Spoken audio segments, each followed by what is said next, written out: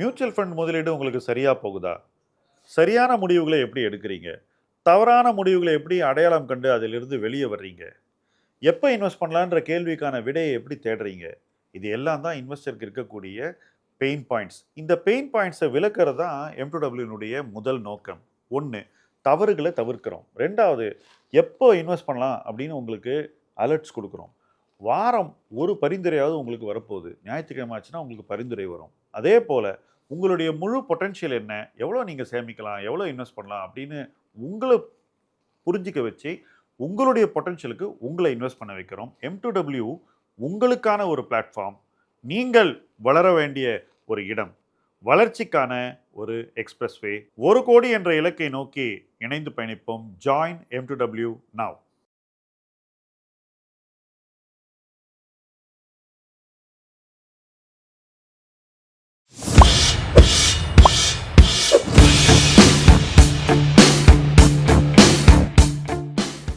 Welcome back to 1C+ podcast. இன்னைக்கு நம்முடைய விருந்தினர் ஒரு யங்ஸ்டர். அவருடைய சொந்த ஊர் திருவண்ணாமலை மாவட்டத்தில் இருக்கக்கூடிய Chengam. Welcome Manivannan. Hi sir. உங்களை பற்றி கொஞ்சம் ஃபர்ஸ்ட் சொல்லுங்கள். என் பேர் வந்து மணிவண்ணன் சார். நான் வந்து MA இங்கிலீஷ் லிட்ரேச்சர் BEd முடிச்சிருக்கேன். MA literature BEd. ஓகே. ரொம்ப ஸ்ட்ரகிளான ஒரு ஃபேமிலி பேக்ரவுண்ட் தான் சார். அப்பா வந்து சின்ன வயசுலேருந்து ரொம்ப கஷ்டப்பட்டு தான் எங்களை வளர்த்தாரு. அப்படியே வளர்ந்துட்டு நம்ம இப்போ படிச்சுட்டு இருக்கேன் சார். பிஸ்னஸ். ஓகே.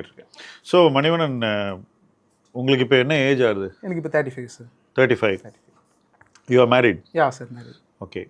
அண்ட் உங்கள் ஒய்ஃபும் ஒர்க் பண்ணுறாங்க? ஆமாங்க சார். அவங்க என்ன படிச்சிருக்காங்க? அவங்க இன்ஜினியரிங் முடிச்சிருக்காங்க சார். Very good. எத்தனை குழந்தைங்க உங்களுக்கு? ஒரு பையன், ஒரு பொண்ணுங்க சார். உங்களுடைய கூட பிறந்தவங்க எத்தனை பேர்? எனக்கு ஒரு தங்கச்சி இருக்காங்க. அவங்க வந்து சென்னையில் தான் கட்டி கொடுத்து. Very good. அவங்க மேரிடு? அவங்க மேரிட், செட்டில்டு. ஓகே. ஸோ நீங்கள் வந்து ஜாப் தேடி நீங்கள் உங்கள் சொந்த ஊர்லேயே தான் இன்னும் இருக்கீங்க இல்லையா? ஆமாங்க சார். சொந்த முதல்ல இந்த மாதிரி ஒரு ஜாப் தேடி போகணும், வெளியில் போய் வேலை பண்ணணும், அந்த மாதிரி உங்களுக்கு தோணுச்சா? கண்டிப்பாக தோணுச்சு சார். ஆனால் வந்து எங்கள் அப்பா வந்து ரொம்ப ப்ராக்டிக்கலான ஒரு சார்.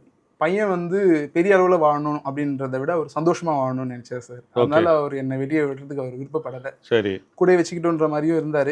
பட் எனக்கும் சந்தர்ப்ப சூழ்நிலை அந்த மாதிரி அமைஞ்சதால நான் வந்து. ஸோ நீங்கள் ஊர்லேயே தான் இருக்கீங்க? லோக்கல்லே தான் சார். ஓகே.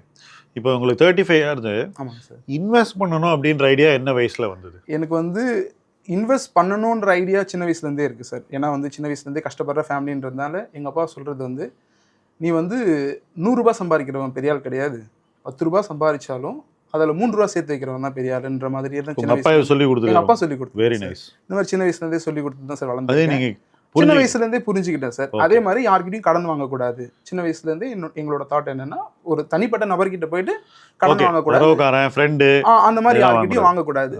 வாங்கலாம் கடன். நமக்கு ஏதாவது தேவைன்னா பேங்க்ல கோல்டு பிளட்ஜ் பண்ணி வாங்குறது மாதிரி தான். ஏன்னா நம்மள யாரும் கொஷின் கேட்கக்கூடாது. நான் உனக்கு இது கொடுத்தேன், நான் உனக்கு இது பண்ணேன், இல்லை ஏன் இன்னும் தரல அப்படின்ற மாதிரியான விஷயங்கள் இருக்கக்கூடாதுன்னு சின்ன வயசுலேருந்தே வளர்த்தாரு சார். ஓகே. அந்த மாதிரி தான் வளர்ந்ததால எனக்கு வந்து சேமிக்கிற பழக்கம் இருந்தது. ஆனால் எப்படி சேமிக்கணும், அதை எப்படி நம்ம வளர்க்கணும் அப்படின்றது தெரியாமல் தெரியல. ஓகே. ஓகே. எந்த வயசில் நீங்கள் வேலை செய்ய ஆரம்பிச்சிங்க? நான் வந்து என்னுடைய சின்ன வயசுலேருந்தே வேலை செஞ்சாலும் முழுக்க முழுக்க நான் ஒர்க்குன்னு நான் இறங்குறது ஃபுல் டைம் இருந்து என்னுடைய 17 வயசில் சார். 2008 ஸ்கூல் முடிச்சுட்டு. இப்போ உங்கள் அப்பாவும் செல்ஃப் எம்ப்ளாய்டு இல்லையா? ஓகே. அவர் என்ன பண்ணுறாரு? அவர் சலூன் வச்சிருக்காரு சார். நீங்கள் இப்போ அதே சலூனில் தான் இருக்கீங்களா, இல்லை நீங்கள் என்ன பண்ணுறீங்க? நீங்கள்? நான் வந்து சின்ன வயசுலேருந்தே அந்த சலூன்லேயே வளர்ந்ததால அந்த சலூனையே நம்மளோட யங்ஸ்டர்ஸ்க்கு ஏற்ற மாதிரி நம்ம என்னென்ன விதத்தில் மாடர்னைஸ் பண்ணியிருக்கோம் சார். ஃபுல்லாக வந்து சானிடைஸ் எக்யூப்மெண்ட்ஸ்லாம் வாங்கிச்சு சானிடைஸ் ஃபுல் ஃப்ளெஜ்டாக நல்ல ஹைஜீனிக்காக. எத்தனை சீட்ஸ் இருக்குது? 2 seats தான் sir. 2 seats but full air conditioning salon. So உங்களுடைய கஸ்டமர்ஸ் சொன்னாக்கா அதுக்கு என்ன நீங்கள் ப்ரிப்பேர் ஏதாவது ஃபார்மலாக படிச்சிங்களா?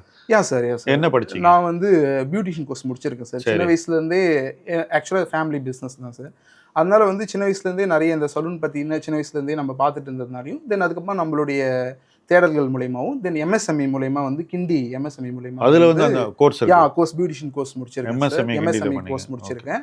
அது மட்டும் இல்லாமல் தனிப்பட்ட முறையில் ஹேர் ட்ரெஸ்ஸிங் கோர்ஸும் இங்கே சென்னையில் பெரிய நிறுவனங்களில் வந்து ஹேர் ட்ரெஸ்ஸிங்கும் பண்ணியிருக்கேன். பெரிய MNCs கார்பரேட் சலூன்ஸ்லையும் ரிலேஷன்ஸ்லாம் ஒர்க் பண்ணுறதால அவங்களோட தெரியும்.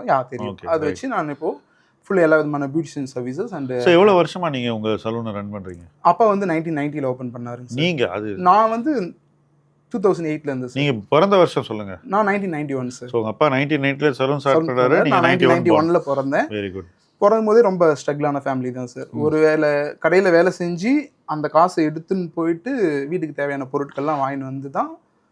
அந்த மாதிரி எவ்வளவு வருஷம் நீங்க கஷ்டப்பட்டு? அந்த மாதிரி அப்பா கஷ்டப்பட்டார். எவ்வளவு வருஷம்? ஒரு 4 to 5 இயர்ஸ் கஷ்டப்பட்டு கொஞ்சம் கொஞ்சமா அவர் ஒரு பிக்கப் பண்ணி.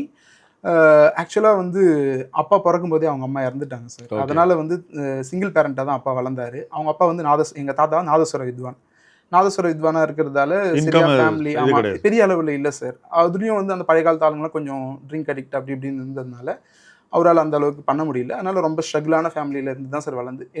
என்னை பொறுத்த வரைக்கும் நான் சார், நம்ம லோயர் மிடில் கிளாஸில் இருக்கவங்க ஒரு தலைமுறை அவங்க வாழ்க்கை தியாகம் பண்ணாதான் சார் அடுத்த தலைமுறையை வந்து மேலே. அது எல்லாருக்குமே பொருந்தும், மிடில் கிளாஸ்க்கும் பொருந்தும். நீங்க ஏன் லோயர் மிடில் கிளாஸ்னு சொல்றீங்க? லோயர் மிடில் கிளாஸ் அது ரொம்ப மிடில் கிளாஸ், இது வந்து வே ஆஃப் லைஃப் தான். எப்பவுமே நீங்க பாத்தீங்கன்னா ஒரு ஜென்ரேஷன் பண்ற சாக்ரிஃபைஸ் தான் அடுத்த ஜென்ரேஷனோட வெற்றி. அதுல வந்து சந்தேகமே கிடையாது. பட் வந்து ஒரு அப்பர் மிடில் கிளாஸ்க்கு வந்து கெடுறதுக்கான சான்சஸ் ரொம்ப கம்மியா இருக்கு, நிறைய இருக்கு. எனிவே அது தனி சப்ஜெக்ட். பட் நீங்க சொல்றது வந்து ஒரு பாயிண்ட் வந்து நான் ஒத்துக்கிறேன். அது என்னன்னா வந்து ஒரு ஜென்ரேஷனுடைய பாடுகள் தான் அடுத்த ஜென்ரேஷனுக்கு வெற்றியா இருக்கு. ஏன்னா இப்போ நீங்க வந்து அவர் பட்ட கஷ்டங்கள், அவருடைய உழைப்பு, தியாகங்கள் அதெல்லாம் பாக்குறீங்க இல்லையா? அதுதான் உங்களுக்கு லேர்னிங். கண்டிப்பா கண்டிப்பா. அதனாலதான் நீங்க ஒரு பெட்டர் பிளேஸ்ல இருக்கீங்க, இன்னும் பெட்டர் பிளேஸ் நோக்கி போவீங்க. கண்டிப்பா சார். ஸோ அது வந்து உண்மை. அது எல்லாருக்குமே பொருத்தமானது. நிறைய ஸ்ட்ரகிள் பண்றவங்களுக்கு இன்னும் பொருத்தமானது. ரைட். ஸோ அந்த வகையில் அது நீங்கள் சொல்றது 100% நான் ஒத்துக்கிறேன். ஓகே. ஸோ எப்போ வந்து உங்கள் ஃபேமிலியில் வந்து ஓகே நம்ம நல்லா இருக்கோம் ஃபைனான்ஷியலாக அப்படின்ற ஒரு ஸ்டேஜ் எப்போ ரீச் பண்ணீங்க? நான் வந்து லைக் ஃபார் எக்ஸாம்பிள், எப்போ உங்கள் வீட்டில் வந்து ஒரு பைக் வாங்கினீங்க? எப்போ வந்து ஏதோ நல்ல விஷயங்கள் எப்போ நடந்துச்சு? Okay sir. இப்போ ஆக்சுவலாக பைக் வந்து நம்ம கொஞ்சம் வீடுக்கும் கடைக்கும் கொஞ்சம் லாங் இருக்கிறதால செகண்ட் ஹேண்ட் பைக் தான் சார் ஃபர்ஸ்ட். என்னோட first bike second hand bike தான். அதுவும் ஜுவல்ல ப்ளச் பண்ணி தான் சார் வாங்கினேன். ஓகே. எது எங்கள் வீட்டில் ஆரம்ப காலத்தில் எந்த விதமான அசெட் நம்ம கிரியேட் பண்ணோம்னாலும் அது ஜுவல் பிளட்ஜிங் மூலமா தான் சார் பேங்க்ல போய் ப்ளட்ஜ் பண்ணோம். ஓகே. வீடு வந்து அப்புறம் சீக்கிரம் எடுத்துருவீங்க? யா சார். அது நம்ம கொஞ்சம் கொஞ்சமாக சம்பாரிச்சு கட்டி கொஞ்சம் கொஞ்சமாக எடுத்துருவோம் சார். இப்போ வந்து பார்த்தீங்கன்னா ஃபர்ஸ்ட் வீடு வந்து லோனில் தான் சார் இருந்தது. லோன் மீன்ஸ் குரூப் ஹவுஸ் வீடு மாதிரி சின்னதாக 10க்கு 10ல் சின்ன வீடாக தான் கொடுப்பாங்க. அது அப்பா கொஞ்சம் எக்ஸ்டெண்ட் பண்ணி கட்டியிருந்தேன் சார். கவர்மெண்ட் கொடுத்தது. சரி. அந்த ஃபர்ஸ்ட் நம்ம முடிக்கணும் அப்படின்னு சொல்லிட்டு நான் 2008ல் கடைக்கு வந்ததுக்கப்புறம் என்னோட ஃபர்ஸ்ட் வேலையாக நான் என்ன பண்ணேன்னா சார், அந்த வீட்டு மேலே இருந்த கடனை நான் அடிச்சு குடிசை மாற்று வாரியத்துக்கிட்ட தான் சார் அந்த பாண்ட்ஸ் இருக்கு. அதை நம்ம ஃபுல் அமௌண்ட் கொடுத்துட்டோம்னா அந்த டாக்குமெண்ட் கொடுப்பாங்க. அந்த மாதிரி ஃபர்ஸ்ட் டாக்குமெண்ட் வாங்கிட்டு வந்து. எத்தனை வருஷத்துல வாங்கினீங்க? நான் அது 40,000 ரூபாய் கடன் தான் சார். சரி. ஒரு வருஷத்துல நான் 40,000 ரூபாய் கட்டி அந்த ஃபர்ஸ்ட் அதை மீட்டோம் சார். ரெண்டாவது எனக்கு தங்கச்சி உடனே வந்தாங்க. அவங்கள மேரேஜ் பண்றதுக்கான சூழ்நிலையும் இருந்தது. அது இருந்ததால நம்ம கண்டிப்பா கடையில் இருந்தால் தான் பண்ண முடியும். இப்போ தங்கச்சிக்கு ஒரு நல்ல விதமா நம்ம செய்யணும், நம்ம நல்ல விதமா நம்ம தங்கச்சிக்கு தேவையானதெல்லாம் நம்ம பண்ணி தரணும் அப்படின்னா கண்டிப்பா வந்து அப்பாவோட ஃபினான்ஸ் இந்த ஸ்டேஜை வச்சு பண்ண முடியாதுன்னு.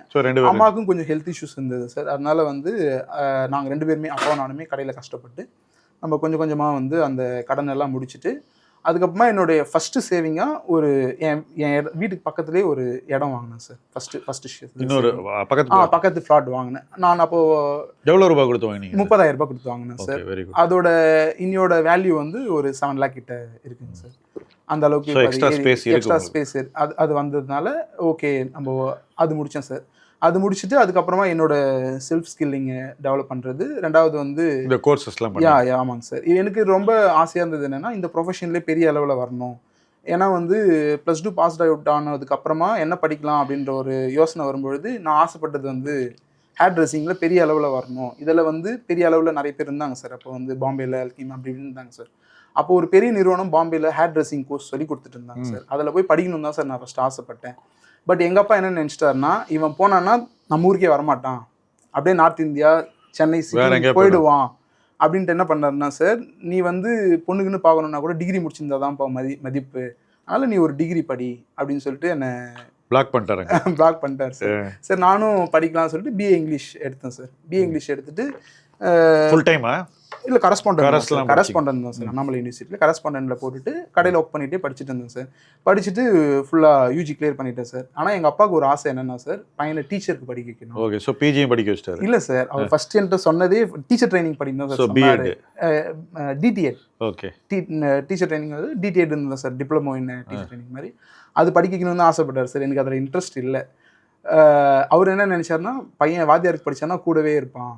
அவரோட புரிதல் என்னன்னா அந்த டைம்ல படிச்சவங்க எல்லாம் வேலைக்கு போயிட்டாங்க, டிடிஎட் படிச்சவங்க எல்லாம் அவரோட காலத்துல அது ஈஸி, நம்ம பையனை வந்து இதை நம்ம படிக்க வச்சுட்டோம்னா வேலையும் கிடைச்சுன்னா அவன் நிம்மதியா நம்ம கூடவே இருப்பான் அப்படின்னு தான் சார் அவர் நினைச்சாரு.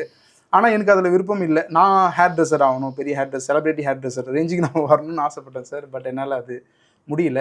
அதுக்கப்புறமா என்ன பண்ணாருன்னா பிஏ இங்கிலீஷ் முடித்தேன் சார். கடைக்கு வர கிளைண்ட்ஸ்லாம் என்னப்பா பண்ணுறேன்னு கேட்கும்போது பிஏ இங்கிலீஷ் படிக்கிறேன் அப்படின்னு சொன்னோடனே பிஎட் முடிச்சிரு, நல்ல ஸ்கோப் இருக்குது, இங்கிலீஷ்க்கு இப்போ நல்ல ஸ்கோப் இருக்குன்னு சொன்னோடனே அதை பிடிச்சிக்கிட்டாரு சார் அப்பா. பிடிச்சிட்டு பிஎட் பண்ணு. அப்போ வந்து 1 lakh சார் பிஎட்க்கு ஃபீஸு. நான் இந்த 1 lakh அப்படியே கொடுங்க, நான் பாம்பே போகிறேன்னு கேட்டேன் சார். இல்லவே இல்லை, படிக்கிறது ஃபஸ்ட்டு படிக்கிறது வயசில் தான் படிக்க முடியும்னு சொல்லி அப்படியே அந்த 1 lakh எடுத்துன்னு போயிட்டு கொடுத்து படிக்க வச்சிட்டேன். பிஎட் இல்லை சார், அது வந்து செங்கம்ல மீனாட்சி போய் படிச்சிங்க. மீனாட்சின்னு ஒரு காலேஜ், அது ரெகுலரில் தான் சார் படிக்க முடியும், அது ரெகுலரில் படித்தேன் சார். அதுக்கப்புறமா அது முடிச்சிட்டோம். தென் அதுக்கப்புறமா சரி மாஸ்டர்ஸ் பண்ணலான்னு அங்கே அண்ணாமலை யூனிவர்சிட்டியில் எம்ஏ இங்கிலீஷ் லிட்ரேச்சர் போட்டுட்டு அதுவும் பண்ணேன் சார். அதுவும் பண்ணிவிட்டு அதுக்கப்புறமா கவர்மெண்ட் எக்ஸாம்ஸ்க்கு ட்ரை பண்ண ஆரம்பித்தேன் சார். அது கிடைக்கல.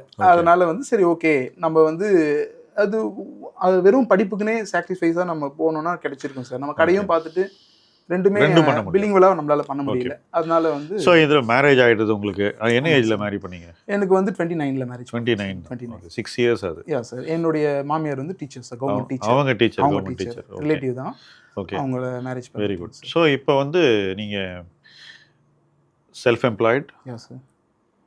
பணம் சம்பாதிக்கிறீங்க. மாதம் உங்களுக்கு ஓரளவுக்கு ப்ரெடிக்டபுளாக இருக்குமா இன்கம்? இல்லை ஏற்ற? கண்டிப்பாக ப்ரெடிக்டபுளாக இருக்காது சார். ஓகே.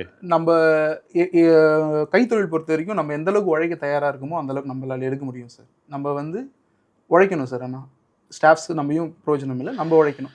நம்ம உழைச்சோன்னா இது எல்லா ஊர்லையும் இருக்குது இந்த ப்ராப்ளம். கண்டிப்பாக சார். ஆளை நம்ப முடியலங்கிறது. ஆளை நம்ப முடியல. ரெண்டாவது வந்து நான் அந்த மாதிரி தான் சார் உழைச்சேன். ஒரு டைமில் வந்து ரொம்ப ராப்பாக்கள் பார்க்காம என்னால் எவ்வளோ முடியுமோ அவ்வளோ உழைப்பேன் சார். ஆனால் வந்து எனக்கு ஒரு பாடம் கிடைச்சது. ஒரு தடவை அப்பாவுக்கு கொஞ்சம் ஹெல்த் இஷ்யூ ஆகும்போது நான் கஷ்டப்பட்டு சேர்த்தது எல்லாமே ரொம்ப சுலபமாக கரைஞ்சிச்சு சார். ஓகே. அப்போ வந்து இன்சூரன்ஸ் இல்லாதனால ரெண்டாவது அது ஒரு ஆக்சிடென்ட் சார். நாங்கள் ஒரு ட்ராவல் மாதிரி போயிட்டு வரும்போது 2 காலுமே அப்பாவுக்கு உடஞ்சிடுச்சிங்க சார். இங்கே சென்னையில் போன் அண்ட் ஜாயின் சுந்தரபாண்டியன் ஹாஸ்பிட்டலில் சேர்த்து சிங்கிள் பேமெண்ட்டாக ஒரு காலுக்கு ஆப்ரேட் பண்ணது மட்டும் 10 lakh வாங்கினாங்க சார்.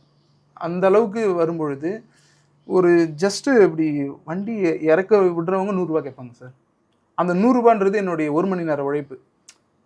அதெல்லாம் பார்க்கும்போது அப்போ நம்ம ஹெல்த் தான் நமக்கு முக்கியம். நம்ம எவ்வளோ உழைச்சாலும் அந்த பணத்தை வந்து அந்த இன்சிடென்ட் உங்க லைஃபை டர்ன் பண்ணிச்சு சார். அப்போ வந்து அப்போலேருந்து நான் என்ன பண்ண ஆரம்பிச்சிட்டேன்னா ஒரு கோல் செட் பண்ண ஆரம்பிச்சிட்டேன் சார்.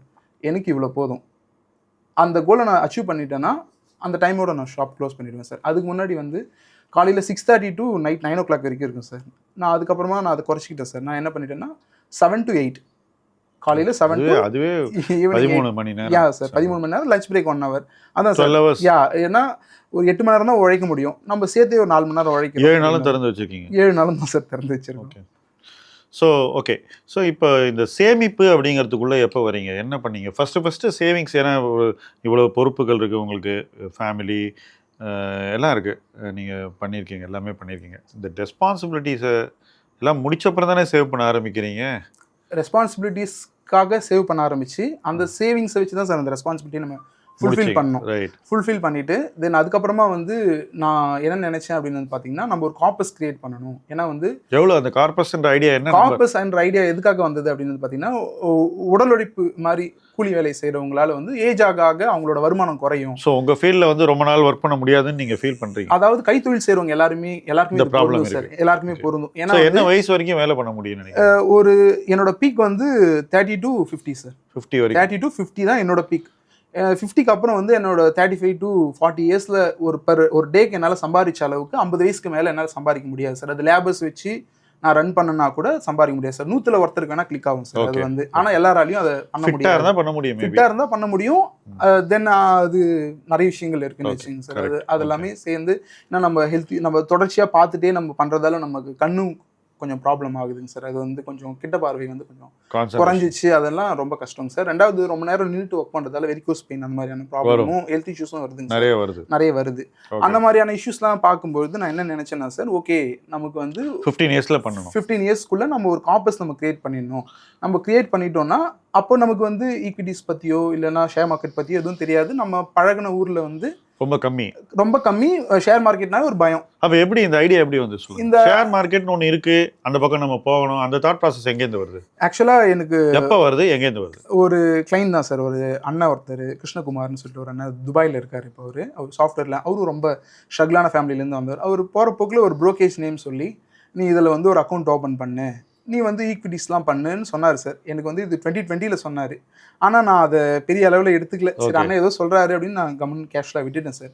அதுக்கப்புறமா என்ன பண்ணேன் அப்படின்னு வந்து பார்த்தீங்கன்னா, இந்த மாதிரி வந்து நம்ம ஏதாவது ஒன்று பண்ணணும்னு நினைக்கும் பொழுது ஒரு அமௌண்ட் ரெடி பண்ணி ஒரு 15 lakh ரெடி பண்ணி செங்கத்துலேயே ஒரு மெயினான ஏரியாவில் ஒரு ஃப்ளாட் வாங்கினேன் சார். ஃப்ளாட் ஒரு 1500 ஸ்கொயர் ஃபீட்டில் ஒரு ஃப்ளாட் வாங்கிட்டேன். சரி, அது வந்து ஒரு மெயினான இடம். அந்த இடத்துல நான் வாங்கிட்டேன் சார். வாங்கினதுக்கு அப்புறமா என்ன பண்ணலாம்னும் போது வழக்கம் போல் எல்லாருக்கும் தெரிஞ்ச கோல்டு வந்து ஓரளவுக்கு சேர்க்க முடிஞ்ச அளவுக்கு நான் சேர்த்தேன் சார். சேர்த்ததுக்கு அப்புறமா வந்து நான் என்ன நினைச்சேன் அப்படின்னு வந்து பார்த்தீங்கன்னா, நமக்கு வந்து ஒரு வருமானமாக வரணும். நம்ம வயசான காலத்தில் நம்ம உட்காந்துட்டு நம்ம சாப்பிட்ற மாதிரி நமக்கு ஒரு வருமானம் வரணும். எங்கள் அப்பாவும் இதை அடிக்கடி சொல்லுவார் சார். என்ன சொல்லுவார் அப்படின்னு வந்து பார்த்தீங்கன்னா, மளிகை சாமானுக்காவது நீ வழி பண்ணு, மளிகை சாமான் வாங்குறதுக்காவது சாப்பாட்டு மட்டும் கிடைக்கிறதுக்காவது ஒரு காப்பஸ் வந்து பேங்க்ல போட்டுட்டு அதை டிஸ்டர்ப் பண்ணாத. ஒரு 10 லட்ச ரூபாய் பேங்க்ல போட்டுட்டு அது ஒரு 6000 ரூபாய் வருது மாசத்துக்கு அப்படின்னா அந்த 6000 ரூபாய் எடுத்து நீ யூஸ் பண்ணு அந்த மாதிரி சொல்லிட்டு இருப்பார் சார் எப்பயுமே. அதனால அதை வச்சு நானும் என்ன பண்ணேன்னா சார், நம்ம எப்படியாவது கஷ்டப்பட்டு ஒரு 50 லட்ச ரூபாய் சேர்த்துட்டோம் அப்படின்னா நம்ம பேங்க்ல போட்டோம்னா 7% இன்ட்ரெஸ்ட் வந்தாலும் டிடிஎஸ் அது இதுன்னு போகும், ஒரு 30,000 ரூபாயாவது கிடைக்கும் ஒரு மாசத்துக்கு. நம்ம அதை வச்சு நம்ம ஒரு நிம்மதியான ஒரு வாழ்க்கை நம்ம அதுக்கப்புறம் நமக்கு வர வரைக்கும் வரட்டும், நம்ம ஏஜான காலத்தில் வர வரைக்கும் வரட்டும், 1-2 பண்ணிட்டு கூட நம்ம ஒரு நிம்மதியாக இருந்துக்கலான்ற மாதிரியான ஒரு எண்ணம் தான் சார் எனக்கு இருந்தது. சரி, அதுக்காக நம்ம என்னென்ன பண்ண முடியுமோ அதை விஷயங்கள்லாம் பண்ணணும், நம்ம இன்னும் வேகமாக ஓடணும்னு யோசிக்கும் பொழுது சரி ஓகே நம்ம என்ன பண்ணால் இதை நம்ம கிரியேட் பண்ண முடியும், நம்மளால் ஒரே ஐடியா கிரியேட் பண்ண முடியாது, கொஞ்சம் கொஞ்சமாக தான் கிரியேட் பண்ண முடியும் பொழுது போஸ்ட் ஆஃபீஸில் வந்து பிஎல்ஐயில் வந்து பிஎல்ஐனா என்னன்னு சொல்லுங்க. Postal life insurance. சரி, போஸ்டல் லைஃப் இன்சூரன்ஸில் வந்து ஒரு 15 லட்ச ரூபாய்க்கு இன்சூர் நம்ம போட்டோம் அப்படின்னா அது நம்ம சர்வைவல் பெனிஃபிட்டாக அந்த 15 லட்சத்துக்கூட நம்ம கட்டுற அமௌண்ட் 60 வயசு வரைக்கும் 55 வயசு வரைக்கும் போட்டிருக்கேன் சார். என்னோட 30வது வயசுல போட்டேன். 25 வருஷம் மாதம் 5000 ரூபான்னு கட்டணும். மாதம் 5000 ரூபான்னு கட்டணும். ஒரு வருஷத்துக்கு நீங்க 60,000 லைஃப் இன்சூரன்ஸ் கட்டுறேன். இது என்டோமென்ட் பாலிசி ஆக்சுவலா அப்படிங்களா சார்? என்டோமென்ட் தான். சரி, இப்போ அது வந்து பாத்தீங்கன்னா என்னுடைய 55வது வயசுல நான் கட்டின 15 லட்சம் பிளஸ் கவர்மெண்ட் வந்து ஒரு நார்ம்ஸ் நிர்ணயிச்சிருக்காங்க சார். 1000 ரூபீஸ்க்கு 72 ரூபீஸோ 62 ரூபீஸோ கொடுப்பாங்க சார் ஒரு வருஷத்துக்கு. நம்மளோட சம் அஷ்யூர்ட் அமௌண்ட்டில் 1000க்கு இவ்வளோ பர்சன்டேஜ்னு அந்த பர்சன்டேஜ்லாம் போட்டு ஒரு 35 to 36 lakh நமக்கு கிடைக்கும் அப்படின்ற மாதிரி தெரியாது. ஓகே, அந்த பிஎல்ஐயில் ஜாயின் பண்ணிட்டேன் சார். அதுக்கப்புறமா என்ன பண்ணுறது, சரி ஓகே ஒரு 30 லட்சம், அதாவது 55 வயசுல மளிகை சாமானுக்கு வேண்டான பணத்துக்கு நீங்கள் இன்னைக்கு கணக்கு போடுறீங்க, 30,000 வரும் இன்னைக்கு கணக்கு போடுறது. சரி, ஓகே தான் இருக்கணும் சார். அது பண்ணோம் சார்.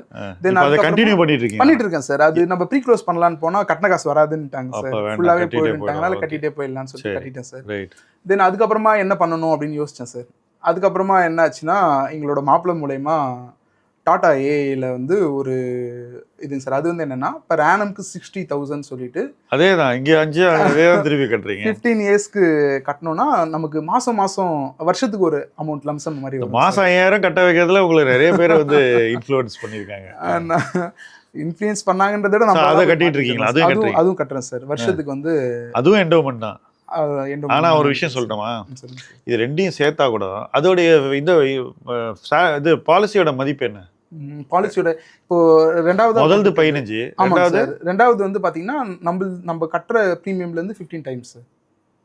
60,000 கட்டுறேன்னா 15 times sir. 9 லட்சம் தான். 9 லட்சம் தான் சார். ஸோ உங்களோட டோட்டல் லைஃப் இன்சூரன்ஸ் வந்து 15, 9, 24. அதுக்கப்புறமா என்ன விஷயங்கள் எதுவும் தெரிஞ்சு டேர்மும் போட்டிருக்கேன் சார். டேர்ம் போட்டிருக்கீங்க. எவ்வளவு? 50 lakhs சார். 50 lakh 50. அவ்வளவுதான் கொடுக்குறேன்னு சொன்னாங்களா? இல்ல சார், இந்த மாதிரி ஐடி நான் ஐ எம் நான் 80% சார். நான் ஐடி அப்படினா? ஆமா சார், இன்னும் ஐடி ஃபைல் பண்ணல சார். ஓ, இன்கம் டாக்ஸ் ஃபைல் பண்ணல. அதனால நான் 80%. ரெண்டாவது வந்து செல்ஃப் எம்ப்ளாயின்றதால அதுக்கு மேல எங்களால பண்ண முடியாதுன்னு. சோ நீங்க சம்பாதிக்கிறீங்க, ஆனா இன்சூரன்ஸ் கம்பெனி நீங்க சம்பாதிக்கிறத ரெகக்னைஸ் பண்ண மாட்டேங்கிறாங்க. ஆமாங்க சார், ரெகக்னைஸ் பண்ண மாட்டேங்கிறாங்க. அவங்க ரெகக்னைஸ் பண்றதுக்கு கடைசியில என்னோட கிரெடிட் கார்டு ஸ்டேட்மெண்ட்ஸ்லாம் கொடுத்து தான் சார் அதை ரெகக்னைஸ் பண்ணாங்க. ஓகே, கிரெடிட் கார்டு யூஸ் பண்றீங்க? யா சார். எதுக்கு யூஸ் பண்றீங்க? என்னன்னா ஆன்லைன் பர்ச்சேஸ், இப்போ அமேசான் பேல வந்து கரண்ட் பில் கட்டணும்னா நமக்கு கேஷ்பேக் கிடைக்கும் சார். சரி. டெலிஃபோன் ரீசார்ஜ் பண்ணணும்னா கேஷ்பேக் கிடைக்கும் சார். நான் வந்து என்ன பண்ணுவேன் அப்படின்னு பார்த்தீங்கன்னா, என்கிட்ட காசு இருக்கும் சார். ஆனால் நான் அதன் மூலியமா பண்ண மாட்டேன். ஓகே. கிரெடிட் கார்டு மூலியமா பேமெண்ட் பண்ணிட்டு ஓகே அந்த பேமெண்ட் ஸ்டேட்மெண்ட் ஜென்ரேட் ஆன அன்னைக்கு பே பண்ணிடுவேன் சார். ஓகே. கையில காசு வச்சுட்டு தான். ஆமா, கையில காசு. எவ்வளவு பாயிண்ட்ஸ் ஒரு வருஷத்துக்கு நீங்க கலெக்ட் பண்ணுவீங்க? ஒரு வருஷத்துக்கு நான் அதிகபட்சமா வந்து ஒரு 1000 ரூபாய் 1500 வரைக்கும் நான் அமேசான் பே மூலியமா அந்த ஐசிஐசிஐ பேங்க் அமேசான் பே கிடைக்குது. ஃப்ளிப்கார்ட்லயும் நமக்கு கிடைக்குது சார். ஸோ எங்கேயுமே நீங்க வட்டிக்கு வாங்குறது இல்லை சார். அதாவது அமேசான், அதாவது இந்த கிரெடிட் கார்டில் நீங்க கடன் வாங்கினது இல்லை. கடன் வாங்கி அந்த ஒரு மாசம் முடிஞ்ச உடனே கட்டிடுறீங்க. ஸ்டேட்மெண்ட் ஜென்ரேட் ஆன அன்னைக்கே கட்டிடுவேன் சார். Very good. அதுக்கு பணம் வச்சிருக்கீங்க? அது பணம் வச்சுருந்தா சார் செலவே பண்ணுவேன். பட் அதன் மூலியமா நமக்கு வெளியே போகும்போது நமக்கு ரிவார்ட் பாயிண்ட்ஸ் கிடைக்குதுன்றதுக்காக யூஸ் பண்ணிக்கிறேன் சார். Okay, very nice. இப்போ என்ன பைக் வச்சிருக்கீங்க? நான் வந்து பிளாட்டினா சார். என்னோட ஃபர்ஸ்ட் பைக் வந்து பிளாட்டினா தான் சார். ஓகே. செகண்ட் பைக் வந்து மேரேஜ் ஆகும்போது பல்சர் ஒன்று எடுத்துங்க சார். ஏன்னா வெளியே போகும்போது மட்டும் பல்சர் யூஸ் பண்ணுவேன். பட் எனக்கு கம்ஃபர்டபுள் பிளாட்டினா தான் சார். ஏன்னா ஃபியூல் எஃபிஷியன்சி.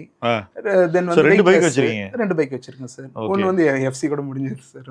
ஃபர்ஸ்ட் பைக் 15 வருஷம் ஆயிடுச்சு பிளாட்டினா வச்சிருக்கேன் சார். உங்க ஃபாதர் யூஸ் பண்ணுற பைக்? அப்பா ஓட்ட மாட்டார். Okay, right. எனிவே, ஸோ நீங்க மட்டும் தான் யூஸ் பண்ணீங்க 2 பைக். கார் வாங்கிட்டீங்களா? கார் வாங்கல சார். வாங்கல. அது எனக்கு தேவையும் இல்லைன்றதுனால நான் வாங்கல. ஓகே. உங்க ஊர் எவ்வளவு பெரிய ஊரா? எவ்வளவு மீடியமான ஊர் தான். என்ன மெயினா அந்த ஊர்ல என்ன ஆக்டிவிட்டி? என்ன activity? Full and full farming தான் சார். ஃபார்மிங் தான். என்ன ஃபார்மிங் பண்றாங்க? ஃபுல்லா நெல்லு தான் சார். அதாவது தஞ்சாவூருக்கு அடுத்தபடியா திருவண்ணாமலை மாவட்டம் தான் சார் நெல் உற்பத்தியில முன்னணியில இருக்கு. ஆனா கிரவுண்ட் வாட்டர் தான் இல்ல? கிரவுண்ட் வாட்டர் தான் சார். குப்பநத்தம் டேம்னு ஒரு டேம் இருக்கு. தென்பெண்ணை ஆத்து மேல சாத்தனூர் டேம்னு ஒன்று இருக்கு. ரெண்டுமே வந்து நம்ம செங்கம் பெரிய தாலுக் சார். பாசனம் வரும். ஆமாங்க சார். திருவண்ணாமலை மாவட்டத்துல பெரிய தாலுக் வந்து செங்கம் சார். Very good. வந்து ரொம்ப. ஓகே. இப்போ ஒரு வருஷத்துக்கு நீங்க எவ்வளவு சேவ் பண்றீங்க அது சொல்லுங்க. ஒரு வருஷத்துக்கு கணக்கு தெரியும் சார். இப்போ ஆனா அது எப்பயுமே நிரந்தரமான ஒரு அப்ராக்சிமேட்டா என்னால வந்து ஒரு 2 ல இருந்து 3 லட்சம் ரூபாய் வரைக்கும் சேவ் பண்றீங்க. ஓகே, சரி. இப்போ நீங்கள் சொன்னீங்க நான் வந்து இந்த இன்சூரன்ஸ் போட்டேன்னு சொன்னீங்க, பிளாட் வாங்கினீங்க எல்லாம். இப்போ இன்றைக்கி உங்கள்கிட்ட கடனே கிடையாது, கரெக்டாக? ஆமாங்க சார். No loan. ஓகே. இப்போ இந்த மாதிரி ஒரு இடத்துல இருக்கும்போது நீங்கள் எப்படி நீங்கள் இன்வெஸ்ட் பண்ணலாம்? Financial instruments, equity, mutual fund, இது பக்கம் வரலான்னு எப்படி தோணுச்சு? ஈக்விட்டியில் நேரடியாக ஏதாவது பண்ணியிருக்கீங்களா? அதோட எக்ஸ்பீரியன்ஸை பற்றி சொல்லுங்கள். கண்டிப்பாக சார். இப்போ வந்து பார்த்தீங்கன்னா நம்ம இந்த மாதிரி பண்ணால் நமக்கு ரிட்டர்ன் வரும்ன்றது தெரிஞ்சது சார். பட் அதுக்கப்புறமா வந்து நிறைய இந்த கோவிட்க்கு அப்புறமா இந்த ஷேர் மார்க்கெட் பற்றி நிறைய பேச ஆரம்பிச்சது. இந்த எங்கே பார்த்தாலும் நீ இது வாங்குற அது வாங்குறன்ற வீடியோஸ் அந்த மாதிரியான விஷயங்கள் மூலிமா டெம்ப்ட் ஆகிட்டு சரி என்னன்னு தெரிஞ்சுக்கணும். நம்ம வந்து ஷேர் மார்க்கெட்னா என்ன, ஷேர்ஸ்னா என்ன, ஈக்விட்டினா என்ன. இப்போ ஆக்சுவலாக ஈக்விட்டியும் ஒன்று தான், ஷேர் ஒன்று தான் சார். நான் அதை வேறு நினச்சிட்டு இருந்தேன் சார். ஆரம்பத்தில் நம்மளோட புரிதல் அவ்வளோதான்.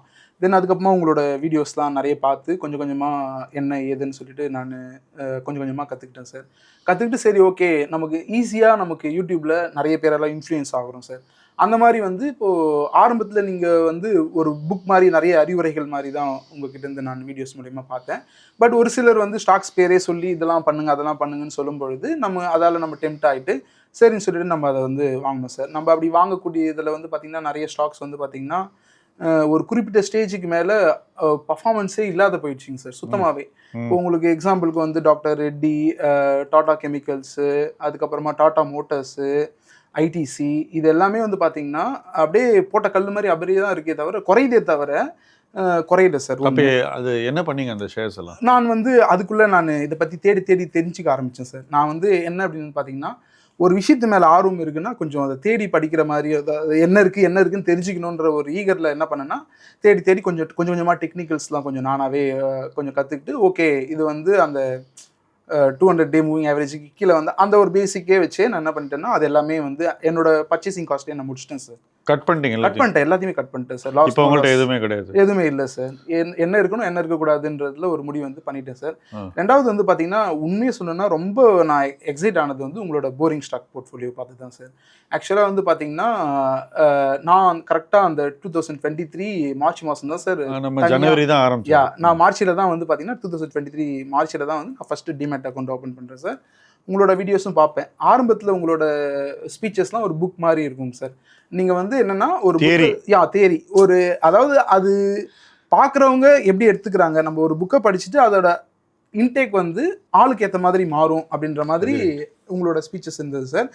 எப்படி இன்வெஸ்ட் பண்ணணும், எப்படி தொடர்ந்து இன்வெஸ்ட் பண்ணணும், நம்ம எப்படி பணத்தை தொடர்ந்து உள்ளே கொண்டு வரணுன்ற விஷயங்கள்லாம் உங்களை பார்த்து கற்றுக்கிட்டேன் சார். பட் நீங்கள் டைரெக்டாக எப்பயுமே ஸ்டாக்ஸ் பற்றி எக்ஸ்போஸ் பண்ண மாட்டீங்க.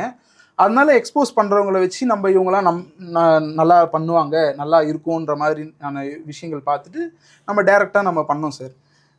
அது இல்லாமல் நான் தனிப்பட்ட முறையிலையும் நான் ஒரு சில விஷயங்கள் பண்ணேன் சார். என்ன பண்ணீங்க? கல்யாணம் வந்து வாங்கினேன் சார். கல்யாணம் ₹100 சார் நான் வாங்கும்போது. Very good. அது வந்து பார்த்தீங்கன்னா ₹150 வந்துச்சு சார். பரவாயில்ல, நம்ம ₹100 வாங்கணும், ₹150 வந்துச்சு, 2 மாதத்துலேயே 50% ரிட்டர்னா, இப்படி ஒரு விஷயத்த நம்ம தெரிஞ்சுக்காம போயிட்டோமே அப்படின்னு சொல்லிட்டு என்ன பண்ணேன்னா சார், 100 ஸ்டாக் வாங்கி 90 ஸ்டாக் கொடுத்துட்டேன் சார். கொடுத்துட்டு 10 ஸ்டாக் மட்டும் அப்படியே இருக்கட்டும், எப்போனா யூஸ் பண்ணிக்கலாம் அப்படின்னு அப்படியே வச்சுருந்தேன் சார். அதுக்கப்புறமா அது ₹200 போச்சு சார். சரி போதும், போட்டதுக்கு டபுள் ஆயிடுச்சுன்னு கொடுத்து அது கடைசியில் ₹600 போயிடுச்சு. ஓகே சரி. அதுக்கப்புறமா தங்க மயில் வாங்கினேன் சார். தங்க மயில் என்னோட ஆவரேஜ் ப்ரைஸ் ₹700 சார். ₹700 வாங்கி ₹3000 போச்சு சார். இவ்வளோக்கு மேலே என்னென்னு அதுவும் கொடுத்தேன் சார். அதுக்கப்புறமா ₹6000 வரைக்கும் போச்சுங்க சார். இந்த மாதிரி வந்து எப்பயுமே எந்த விஷயமே ஸ்டார்ட் பண்ணும்போது நல்லா தான் சார் காட்டுது. அது என்ன மந்திரம்னு தெரியல. நம்ம பிகினிங் ஸ்டேஜ்ல நம்ம ஃபர்ஸ்ட் பண்றது எல்லாமே சக்சஸ்ஃபுல்லா தான் சார். எது சக்சஸ் இல்லைங்கிற சில எது சக்சஸ் இல்லை அப்படின்னு வந்து பாத்தீங்கன்னா சார், நமக்கு கண்டிப்பா நம்ம ஐடிசி சொல்லணும் சார். ஐடிசி வந்து பெரிய அடி எனக்கு விழுந்திருக்கும் சார். ₹1,00,000 நான் அதில் இன்வெஸ்ட் பண்ணி வச்சிருந்தேன் சார். ₹1,00,000 வரைக்குமே நான் வெறும் ஐடிசி ஸ்டாக்ல மட்டுமே. நமக்கு வந்து அசெட் அலோகேஷன் பத்தி தெரியாது, எவ்வளோ பர்சன்டேஜ் நம்ம எதில் பார்க் பண்ணணும்னு தெரியாது. நம்ம பார்த்த வீடியோஸ் என்ன சொல்லுவாங்கன்னா, 2 ஸ்டாக் பேரை சொல்லி இது 2த்துல மட்டுமே போடுங்க, இது 2த்துல மட்டுமே நீங்க போட்டீங்கன்னா பெரிய அளவில் உங்களால் காப்பஸ் கிரியேட் பண்ண முடியுன்ற மாதிரி தான் பார்த்தேன் சார். அது 2த்துலையுமே நான் பெரிய அளவு எக்ஸ்போஸ். ஸோ இந்த மாதிரி 2 இடத்துல சம்பாதிச்சேன்னு சொல்றீங்க இல்லையா? ஆமாங்க சார். அது வந்து இன்னொரு இடத்துல உங்களால தக்க வச்சுக்க முடியாது சார். கண்டிப்பா முடியாது, கண்டிப்பா முடியாது. ஸோ நீங்க நெட்டா பார்த்தா ஒன்றும் பண்ணல. எக்ஸ்போர்ட்ஸோட உதவி இல்லாமல் ஒரு சாமானிய மனிதனால் அவன் கற்றுக்காத வரைக்கும் அவனால் கண்டிப்பாக அந்த அமௌண்ட்டை மேனேஜ் பண்ண முடியாது. என்னன்னா இதில் ஈர்க்கப்பட்டு இருக்கிறதையும் விட்டுட்டு வந்துடுவாங்க சார். அதில் இன்னும் ரொம்ப ஸ்ட்ராங்காக சொல்கிறீங்க. கண்டிப்பாக அதுதான் சார் உண்மை. ஹார்ஷ்னு இல்லை சார், ஃபேக்டை சொல்கிறேன் சார். ஓகே, அப்போ மியூச்சுவல் ஃபண்ட் பக்கம் வரலான்றது எப்போ இதெல்லாம் விழுந்ததுக்கு அப்புறம் டிசைட் பண்ணீங்களா? நான் என்ன பண்ணேன்னா சார், என்னோட எப்போலேருந்து ஆரம்பிச்சிருக்கீங்க சார் சொல்கிறேன் சார். என்னோட அந்த 2023 டிசம்பர் எண்டில் வந்து என்னோட போர்ட்ஃபோலியோ ரிட்டர்ன் வந்து 25% சார். ஓகே. என்னோட இன்வெஸ்ட்மெண்ட் அமௌண்ட் 25%.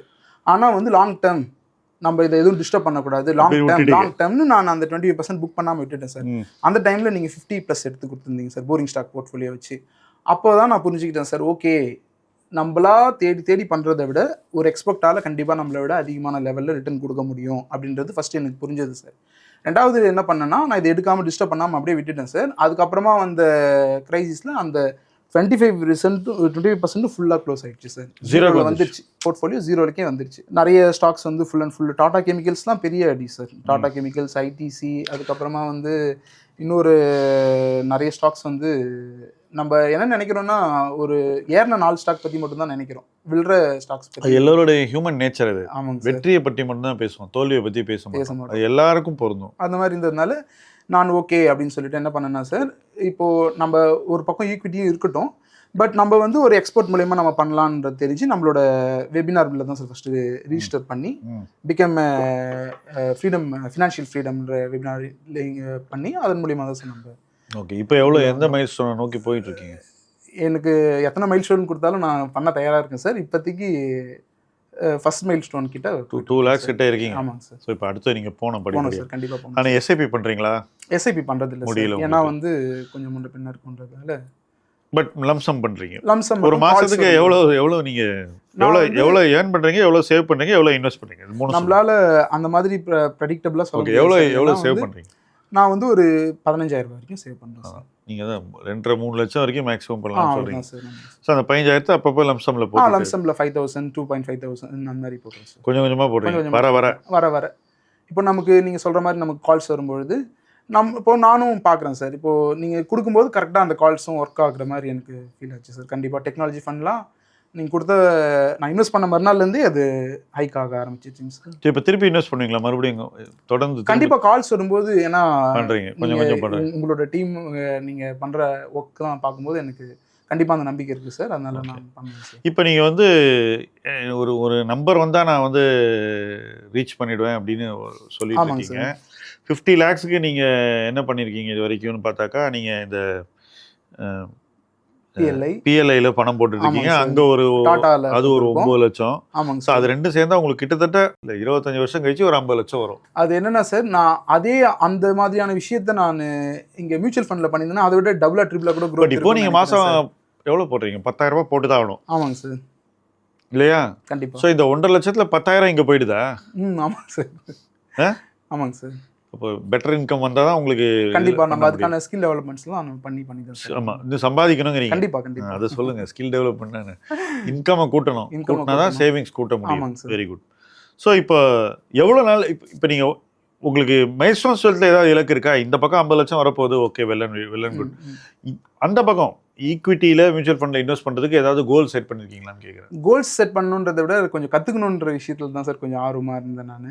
அதனால் கற்றுக்கிட்டு கோலும் கண்டிப்பாக இருக்குங்க சார். கோல் வந்து நம்ம முடிஞ்ச வரைக்கும் நம்மளால் எவ்வளோ கோல் அச்சீவ் பண்ண முடியுமோ அந்த மாதிரி டார்கெட்டடாக போகாமல் முடிஞ்ச வரைக்கும் நம்ம பண்ணணுன்ற ஒரு எண்ணம் இருக்குங்க சார்.